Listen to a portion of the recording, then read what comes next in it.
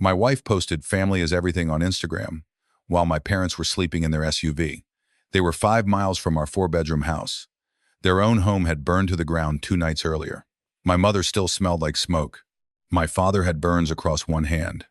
Our guest room was empty. I was 7,000 miles away serving overseas. And my wife never told me. I learned the truth 4 hours after landing. By midnight, I knew my marriage was over. My name is Daniel Mercer. I was 41 years old when this happened, and until that week, I believed I had built a stable life. I had been married to my wife, Alyssa, for almost 6 years. We lived in a comfortable brick house outside Greenville, South Carolina, in one of those neighborhoods where every lawn looked recently edged and people waved from their SUVs without necessarily knowing your name. I served with an Air National Guard engineering unit, and my civilian job was maintaining emergency power systems for hospitals and municipal buildings. It was not glamorous work, but it was steady, useful, and it allowed Alyssa and me to live better than either of us had growing up. Alyssa worked as an interior stylist for local real estate agents. She was good at making empty houses look warm.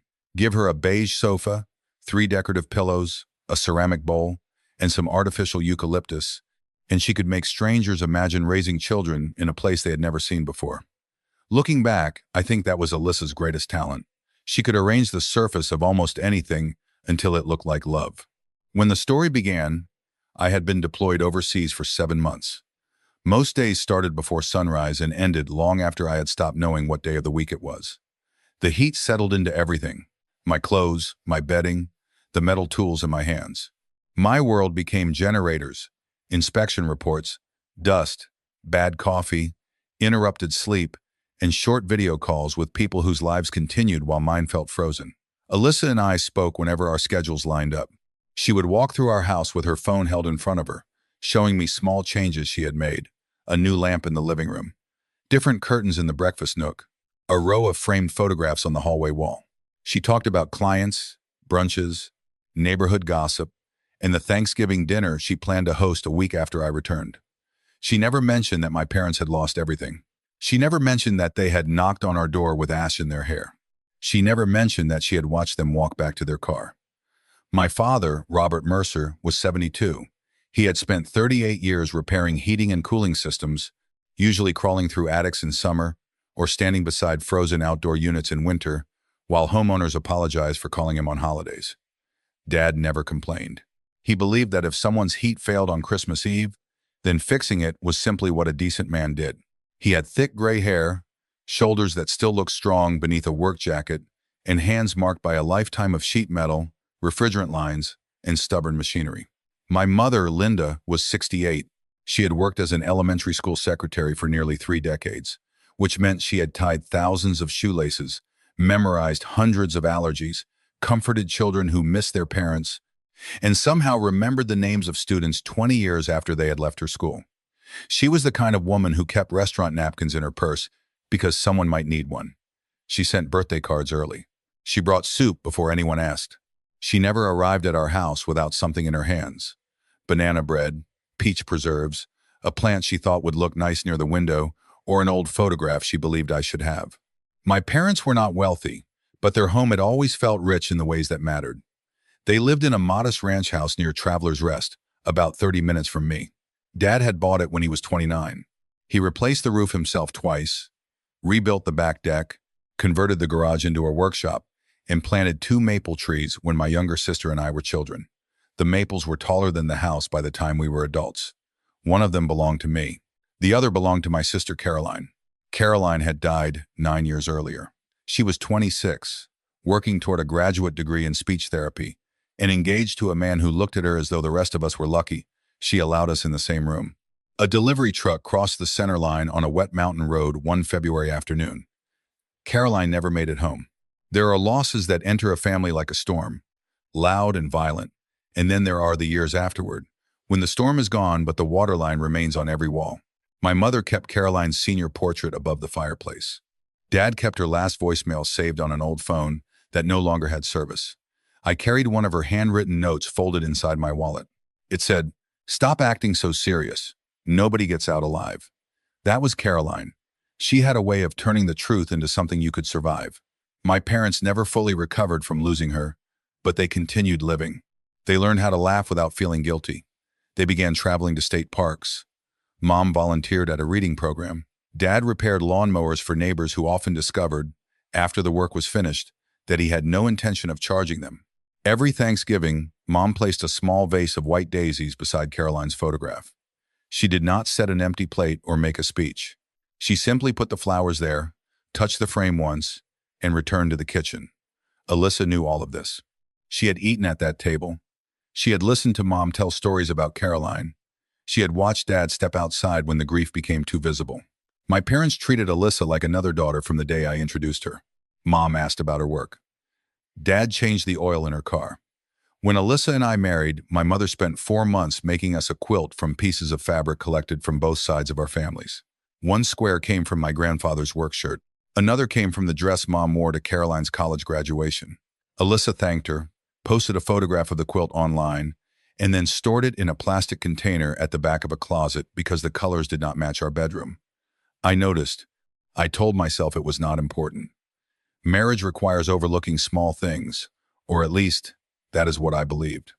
The fire started on a Tuesday night in early November.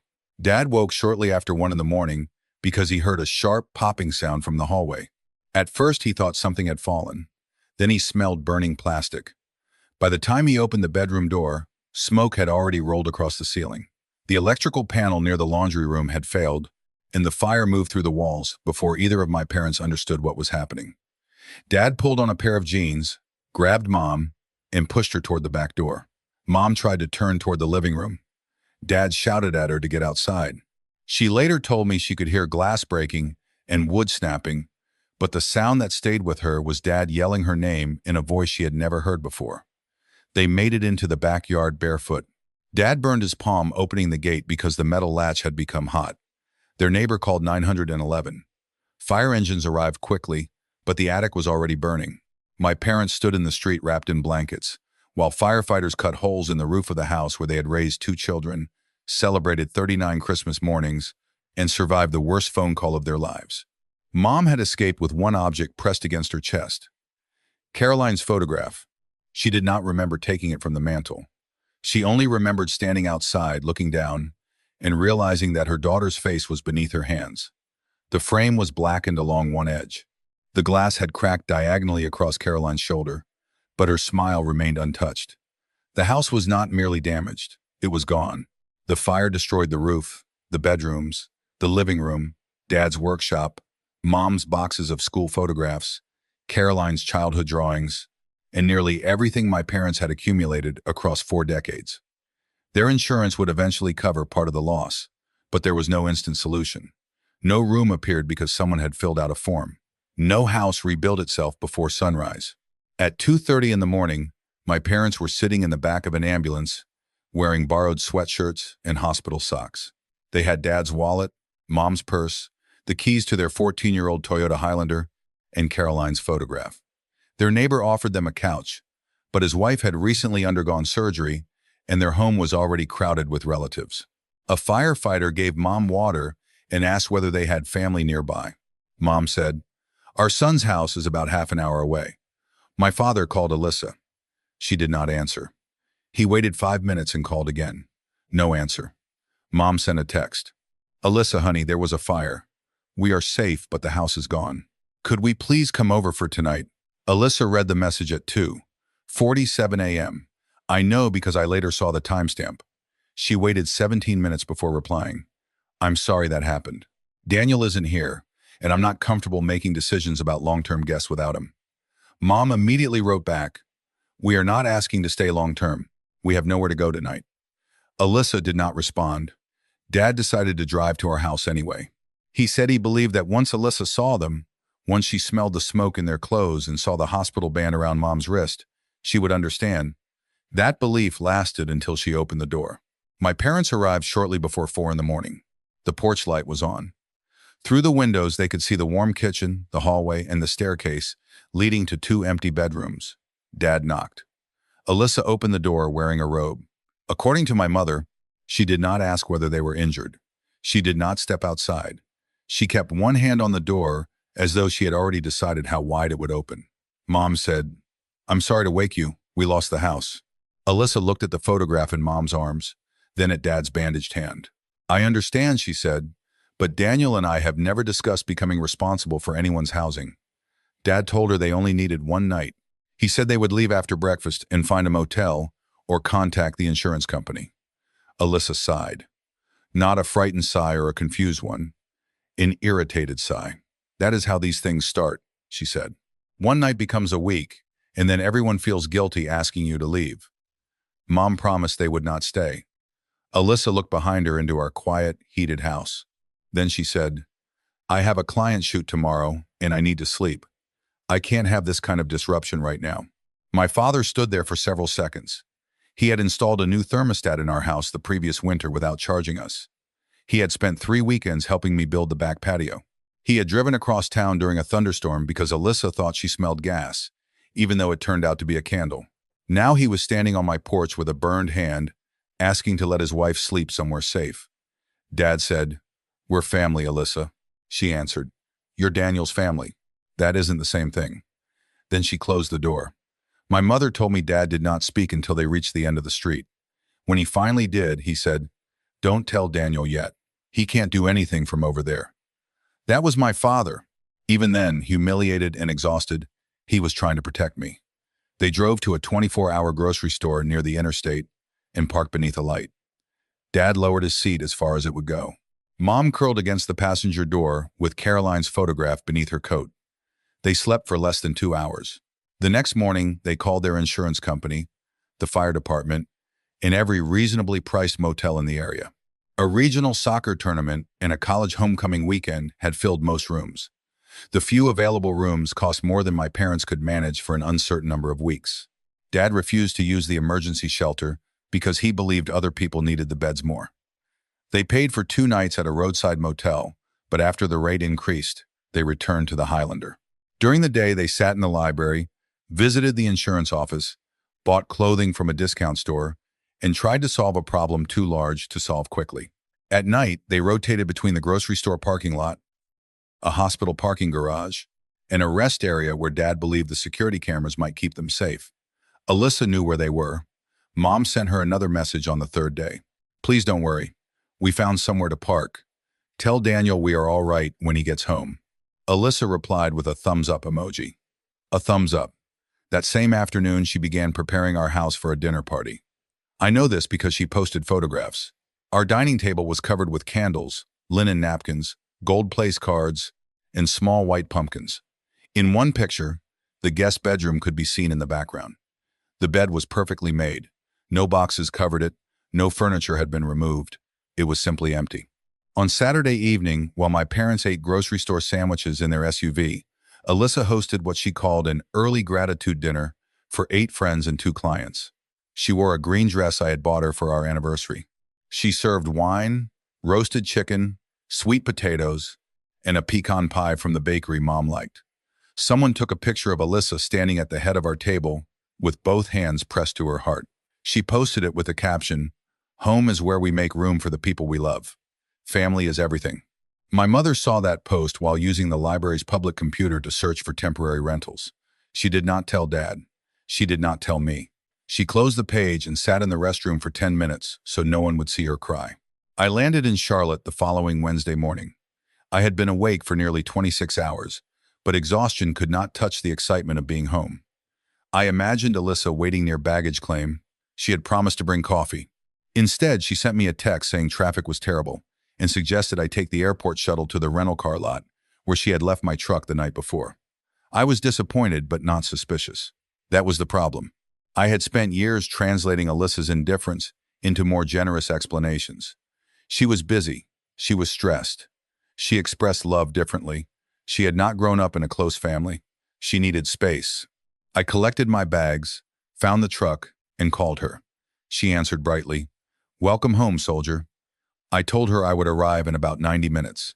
She said she had cleaned the house and ordered my favorite barbecue.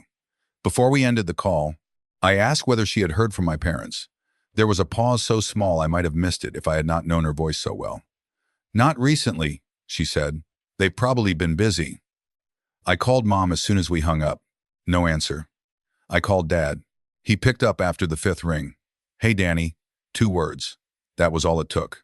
My father had called me Danny since I was a child, but something in his voice sounded smaller than I had ever heard it, not weak. My father was never weak. He sounded tired in a way sleep could not repair. I asked where he was. "We're handling some things," he said. "What things?" He tried to change the subject. I asked whether Mom was all right. He said she was sitting beside him. I heard a car door open, then Mom whispering something. Finally, Dad said, "There was a fire at the house." I pulled onto the shoulder of the interstate so quickly that the tires hit gravel. He told me they were not hurt badly. He told me the fire department had done everything it could. He told me the maple trees might survive. He kept giving me details that did not answer the only question I was asking. "Where are you staying?" Silence. "Dad, where are you sleeping?" Another silence. Then he said, "We're in the car right now." I thought he meant they were driving. "Going where?" I asked. "Nowhere, we're parked." My hands tightened around the steering wheel. I asked how long they had been sleeping in the car. Dad said it had only been a few nights. Mom's voice came through the phone. 9, she said. Dad quietly told her he had been trying to explain. 9 nights. My parents had spent 9 nights moving between parking lots while I slept, believing they were safe in the same town as my wife. I asked whether they had called Alyssa. Dad did not answer. He did not need to. "Where are you?" I asked again. They were parked on the upper level of the hospital garage because it was raining. I told them not to move. Then I turned the truck around. I reached the garage 45 minutes later. I found their Highlander beneath a flickering fluorescent light near the far wall. The back windows were fogged. 2 plastic grocery bags sat on the pavement beside the rear tire. Dad was in the driver's seat, wearing a sweatshirt I had never seen before. Mom was asleep against the passenger window, with a folded jacket between her head and the glass. Caroline's damaged photograph rested on the dashboard. Dad saw me approaching. He opened the door slowly, climbed out, and stood there as though he was unsure what to do with his arms. My father and I were not men who hugged every time we saw each other. That day, I dropped my bag on the concrete and held him so tightly that he lost his balance. He whispered, "I'm sorry you came home to this." That broke something inside me. He was apologizing to me. My 72-year-old father had lost his house, burned his hand, been turned away from his son's door, and slept sitting upright for more than a week. Yet he believed he had ruined my homecoming. Mom woke when she heard my voice. She climbed out of the SUV, took one look at me, and pressed both hands over her mouth. There was soot beneath one of her fingernails. 9 days after the fire, she still had soot beneath her fingernail. She tried to smile. "You look thin," she said. That was the first thing my mother said to me. Not "help us," not "your wife abandoned us." She worried that I had lost weight. I held her under the cold garage lights while she cried against my uniform. Dad stood beside us, looking away because that was how he protected Mom's dignity. I saw the bandage around his palm. I saw 2 pillows in the back seat, a case of bottled water, and the folded blanket Mom used to keep in the guest room of their house. I looked at Caroline's cracked photograph on the dashboard, and I understood that my parents' entire life had been reduced to what I could see inside that vehicle. I asked them exactly what happened at my house. Mom tried to soften it. She said Alyssa had been surprised. She said it was late. She said perhaps they should have called someone else. Dad stared at the concrete. I said, "Tell me what she said." Mom's eyes dropped to the floor. "She said we were your family, not hers." The anger I felt was not loud. It did not arrive like an explosion. It was cold and clear. I had experienced moments overseas when alarms sounded, and everyone around me moved quickly, but my mind became strangely calm. That was how I felt in the garage. Every excuse I had ever made for Alyssa disappeared at once. I opened the Highlander, collected their bags, and moved them into my truck. Dad said they could follow me. I told him he was too tired to drive. He protested until I took his keys. Mom asked where we were going.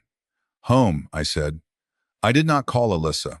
I wanted to see her face before she had time to prepare it. When we arrived, music was playing inside the house. Through the front window, I saw candles burning on the mantel. Our home looked warm, curated, and peaceful. Dad stopped at the bottom of the porch steps. I could feel his reluctance. Mom held Caroline's picture against her chest. I unlocked the door and walked inside. Alyssa came from the kitchen smiling. She wore jeans, a cream sweater, and the small gold necklace my mother had given her on our wedding day. "You're finally home," she said, opening her arms. Then she noticed my parents behind me. Her smile did not disappear. It hardened. "Daniel," she said quietly, "could we talk before you bring things inside?" I set Dad's bag on the floor. "Where did they sleep last night?"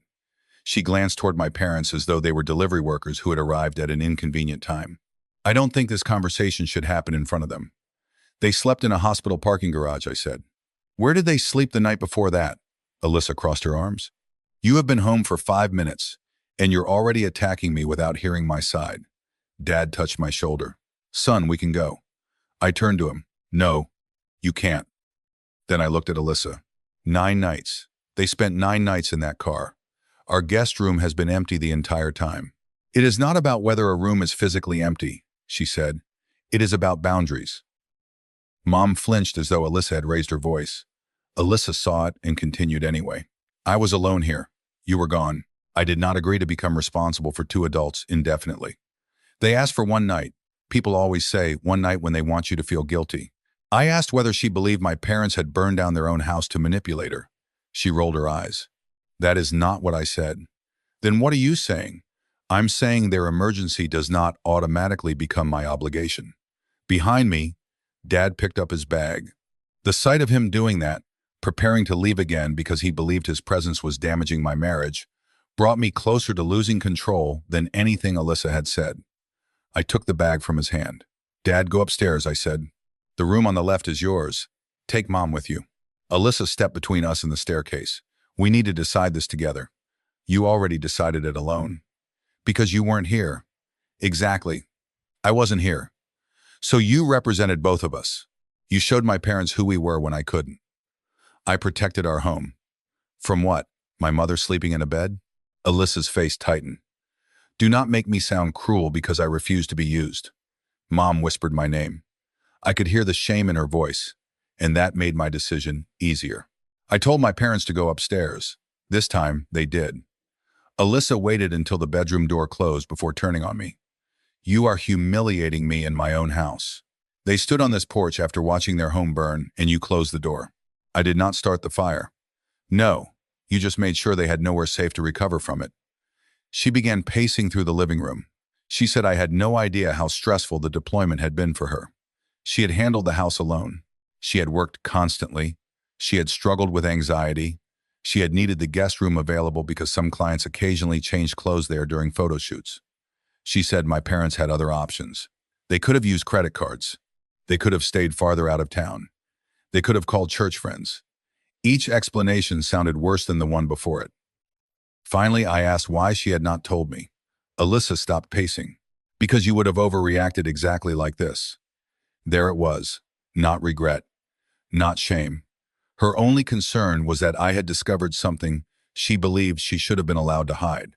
I took out my phone and opened the photograph she had posted from her dinner party.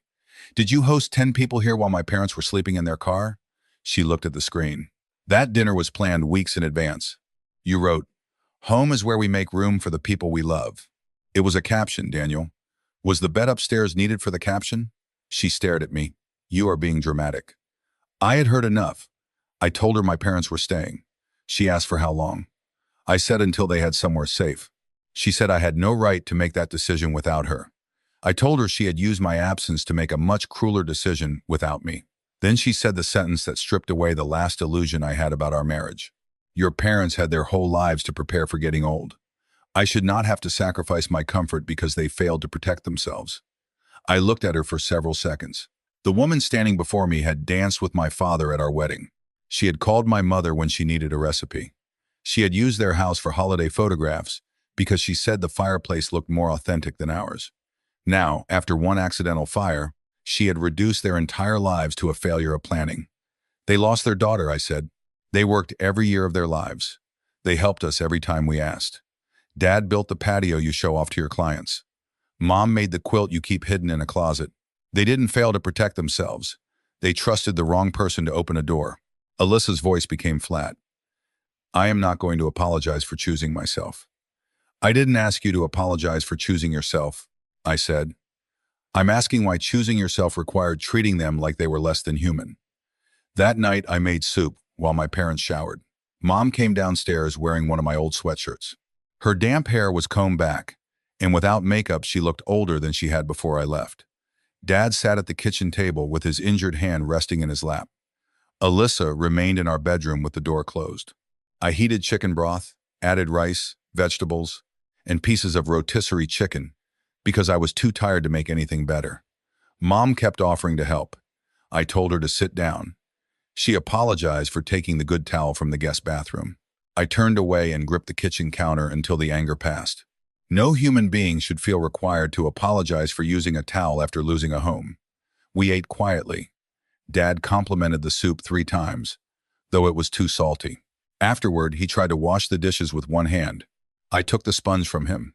He said, "Your mother and I don't want to come between you two." I told him they had not come between anything. They had simply revealed what had already been there. The next several days were a study in how cruelty can disguise itself as inconvenience.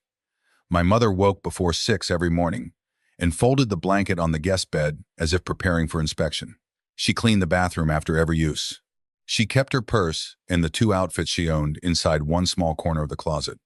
Dad spent most of his time on the back patio, even when the air became cold, because he did not want to occupy the living room. They whispered. They turned lights off behind themselves. They ate whatever was left after Alyssa and I had eaten. Mom repeatedly asked when we needed the guest room back. Meanwhile, Alyssa made sure everyone knew she was suffering. She sighed when she found Dad's coffee mug in the sink. She complained that the house smelled like smoke, though my parents had washed their clothes. She told Mom that the decorative hand towels were visual only. She moved Caroline's photograph from the guest room dresser into a drawer because, she said, the cracked glass made the room feel depressing. Mom found it there and said nothing. I only learned because I saw her returning it to the dresser after Alyssa left for work. On the 4th morning, I walked into the kitchen and heard Alyssa speaking on the phone in the laundry room. She was telling her sister, Brooke, that my parents had basically moved in and that I had become irrational because of deployment stress. She said they had refused professional help because they wanted to stay with us for free. None of that was true. When she emerged and saw me, she ended the call. I asked whether she had told Brooke that she had rejected them before they ever asked to stay longer than one night. Alyssa said, "I'm allowed to talk to my family about what I'm going through." I answered, "Apparently only your family counts as family." That evening, a group text appeared on my phone. Brooke wrote that everyone understood I was protective of my parents, but I could not allow guilt to destroy my marriage. Alyssa's mother wrote that elderly parents often became dependent if adult children failed to establish expectations early. One of Alyssa's cousins, whom I had met twice, suggested that my time overseas had made me emotionally unstable. Alyssa sat across the room watching me read the messages. She expected me to defend myself. She expected an argument she could screenshot and show people. I typed one response. My parents' house burned down. They asked Alyssa for one night in our empty guest room. She turned them away, hid it from me, hosted a dinner party, and left them to sleep in their vehicle for 9 nights. Those are the facts. I will not debate whether they deserved a bed. Then I left the group. Alyssa called that message a betrayal of our privacy. I asked what privacy she had respected when she told everyone a false version first. She said I was trying to make people hate her. I told her I did not have to try. Thanksgiving was 6 days away. Before my deployment, Alyssa and I had planned to host both families. My parents were supposed to bring sweet potato casserole and Caroline's favorite apple cake. Alyssa's parents, sister, brother-in-law, and 2 nephews were coming. Several neighbors had also been invited for dessert. After I returned, I assumed the dinner would be canceled. Alyssa refused. She said canceling would make the situation look worse. That sentence explained everything. Her concern was not that my parents were grieving. Her concern was appearance. She spent days buying flowers, polishing serving trays, and rearranging furniture, while Mom searched rental listings at the kitchen counter.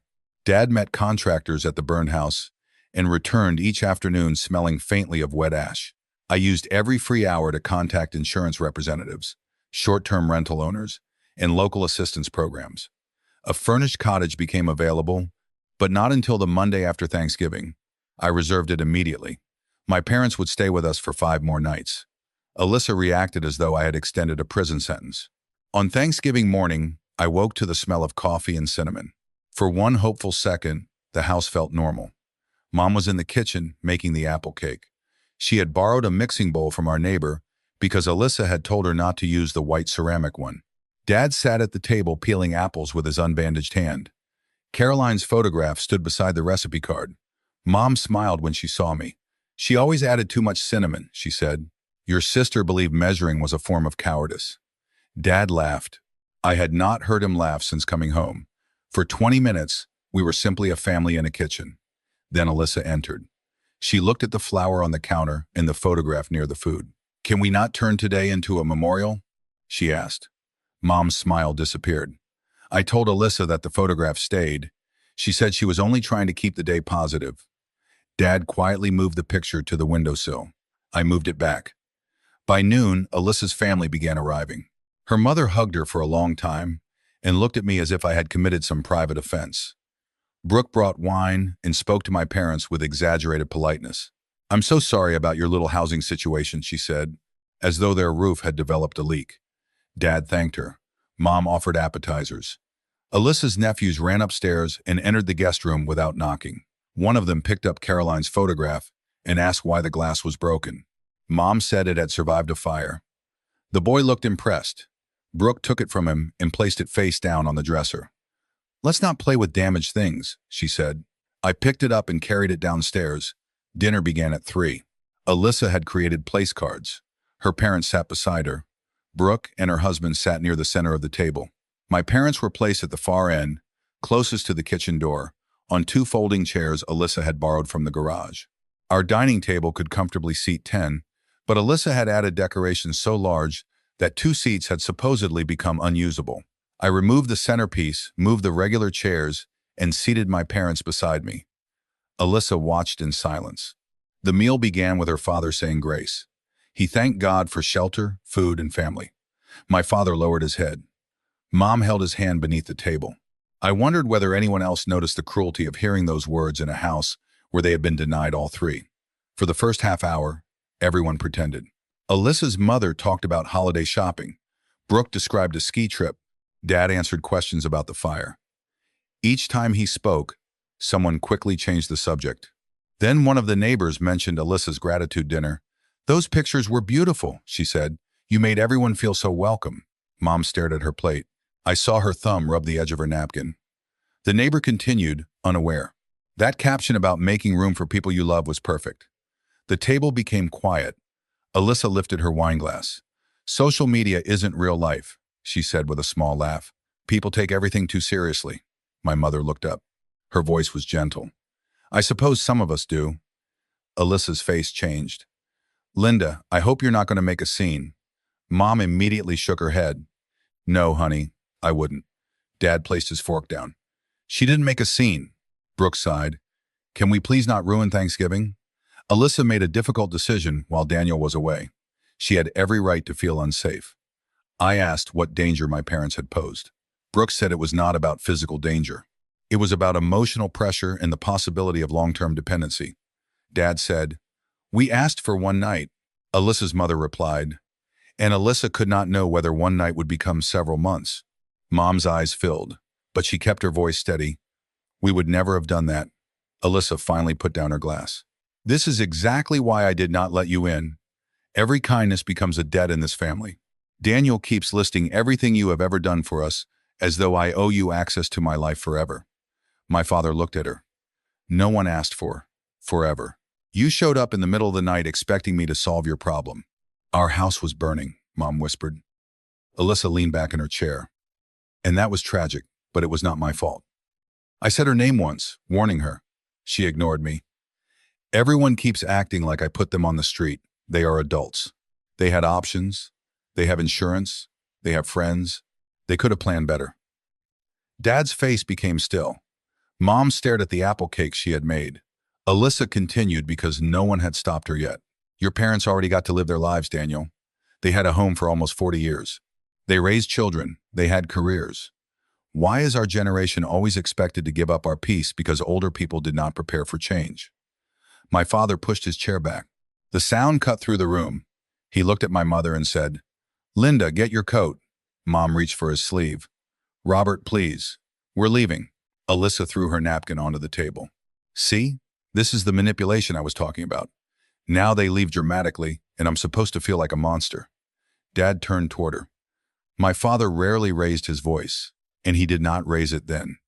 That made every word heavier. No, Alyssa. A monster would enjoy hurting people. I don't think you enjoy it. I think you simply don't notice when anyone's pain becomes inconvenient to you. No one spoke. Dad took Mom's hand. I stood. Alyssa looked at me. Sit down, Daniel. I went to the hallway, collected my parents' coats, and helped Mom put hers on. Alyssa followed me. You are not walking out of our Thanksgiving dinner because your father insulted me. I said, this stopped being our Thanksgiving dinner the moment you made two homeless people defend their right to need help. She lowered her voice. If you leave now, do not expect me to forgive you. I looked back at the table. Her family sat beneath the warm lights, surrounded by food, flowers, and decorations. My mother stood near the door, holding the photograph of her dead daughter. My father's burned hand trembled as he buttoned his coat. The choice was not difficult. It should never have been presented as a choice at all. I'm not asking you to forgive me, I said. I'm finally seeing you clearly. I drove my parents to a small hotel near the airport. I paid for 2 rooms and gave them mine because it had a sitting area. Mom protested about the cost. Dad said they could return to the car for a few more nights. I told them I would sleep in the lobby before either of them slept in that vehicle again. We ate Thanksgiving dessert from paper plates while sitting on the edge of the hotel bed. Mom had carried the apple cake out of the house without thinking. She cut 3 uneven slices with a plastic knife. Dad took 1 bite and said Caroline would have added more cinnamon. Mom laughed through her tears.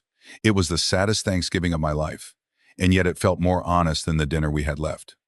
At 11 that night, Alyssa began texting. First she said I had embarrassed her. Then she said her mother had cried after I left. Then she said the neighbors were asking questions. At midnight, her anger became concern. She wrote that she loved me and understood that I was exhausted. At 1 in the morning, she said we could discuss reasonable support for my parents if I returned home alone. I read the message twice. Return home alone. She still believed the problem was their physical presence. She did not understand that the problem was what her choices had revealed.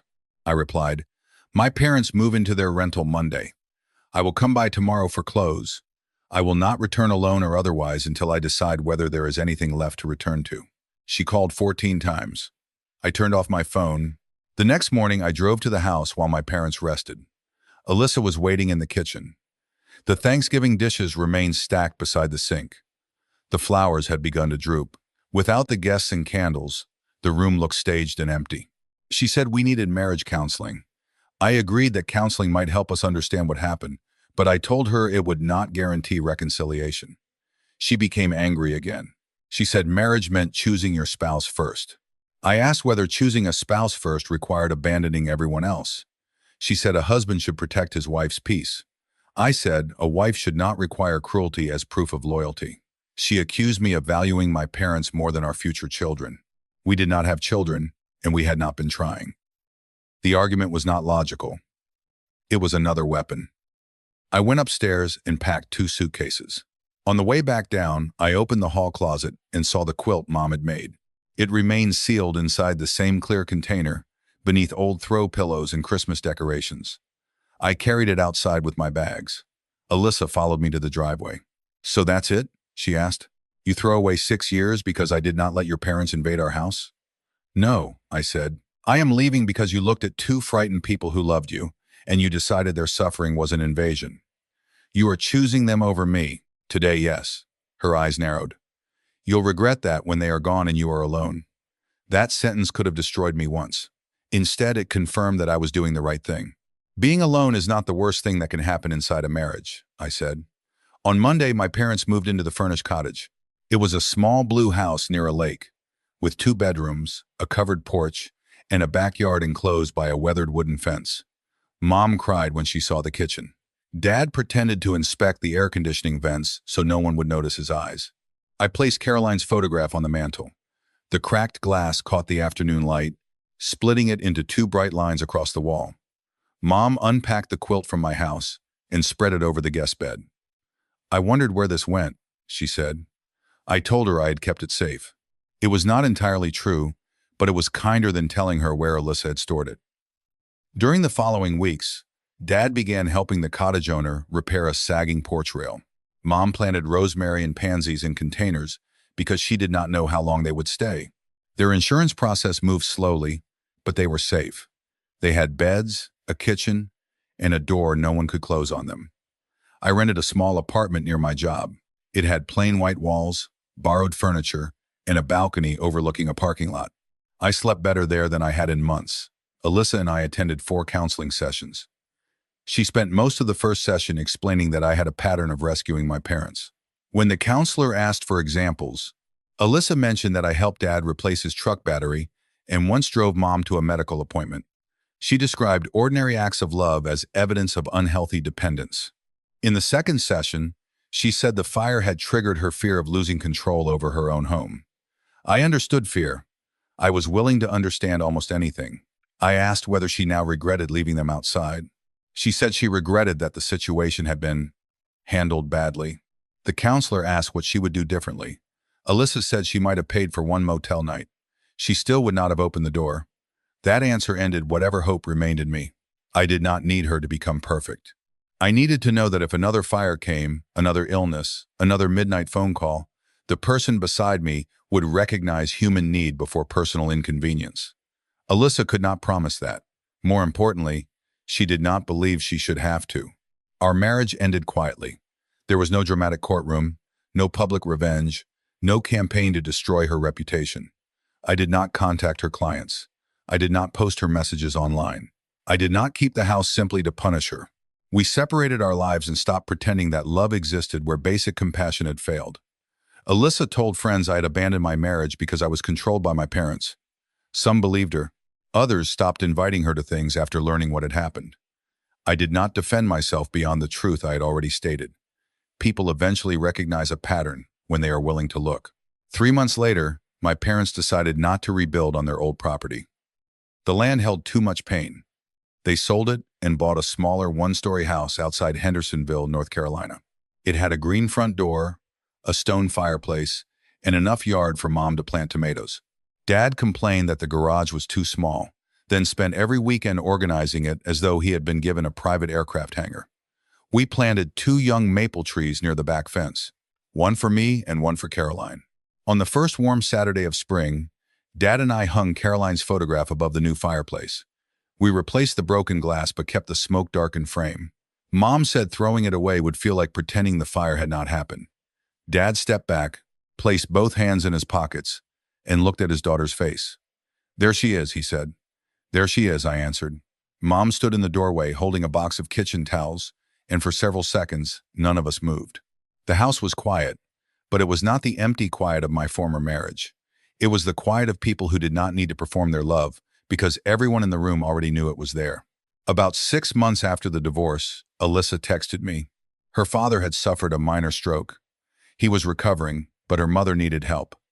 Alyssa said Brooke was busy, the nephews had school, and she felt overwhelmed.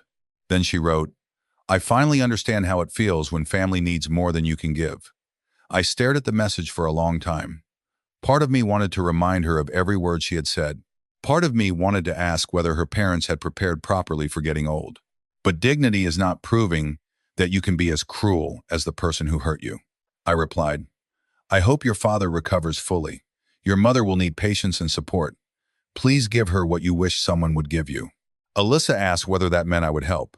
I said no. "It means I hope you choose differently this time." Then I put my phone down and joined my parents on the porch. Dad was trying to teach Mom how to use a new electric grill. Mom was insisting that fire coming from a machine could not be trusted.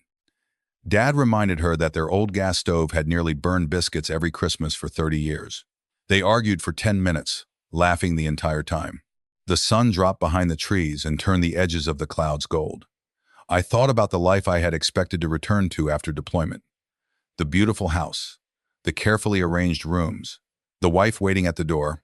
For months I grieved that picture. Then I understood that I was grieving an advertisement. The real marriage had revealed itself when no one was watching, before sunrise, with 2 exhausted people standing on a porch. Alyssa had believed that opening the door would cost her comfort. She never understood what closing it would cost her instead. I lost a house, a marriage, several friendships, and the future I thought I was building. My parents lost nearly every object they had collected over 40 years. But loss has a way of separating what you own from what you truly had. My parents had no furniture, no family albums, no wedding china, and no familiar roof above them. Yet they still had the instinct to protect each other. Dad still worried about burdening me. Mom still noticed that I had lost weight. They still carried Caroline with them, not only in a damaged photograph, but in every joke, recipe, and silence we shared. Alyssa had a warm house filled with beautiful things, but when the moment came to make room for someone else's pain, she chose an empty bedroom over human beings. That is what I learned. Self-worth is not proving how much mistreatment you can survive. Loyalty is not allowing someone to hurt the people you love and calling your silence a commitment. Setting a boundary does not mean punishing anyone who needs you. Sometimes the most important boundary is the one you set after another person shows you that your compassion will always be treated as weakness. I did not leave because Alyssa refused one request. I left because one closed door revealed the truth behind every open one. It showed me that her kindness depended on convenience, her loyalty depended on control, and her idea of family ended exactly where sacrifice began. People sometimes ask whether I could have forgiven her. Maybe I could have forgiven the fear. Maybe I could have forgiven the bad decision, the early morning panic, or even the first cruel sentence. What I could not build a life around was her complete refusal to see anything wrong with what she had done. Remorse can repair terrible mistakes. Justification turns them into promises of what will happen again. My parents are doing well now. Mom's tomato plants have taken over one side of the yard. Dad has already repaired half the equipment in the neighborhood and accepted payment from almost no one. Caroline's photograph hangs above the fireplace where the evening light reaches it. I visit most Sundays. We eat too much, tell the same stories, and argue about whether Mom's apple cake needs more cinnamon. Sometimes Dad and I sit on the porch after dinner without speaking. I used to think silence meant something was missing. Now I know there is a kind of silence that only exists when nothing needs to be explained. I am 42 now. I am divorced. My sister is still gone. My parents are growing older, and I know there will be more difficult calls ahead. But when those calls come, they will never have to wonder whether I will answer. They will never stand outside my door questioning whether they are worth the inconvenience of opening it. And I will never again confuse a beautiful house with a loving home. So tell me honestly, was I wrong to end a 6-year marriage over one closed door? Or can a single moment reveal everything you need to know about the person standing on the other side?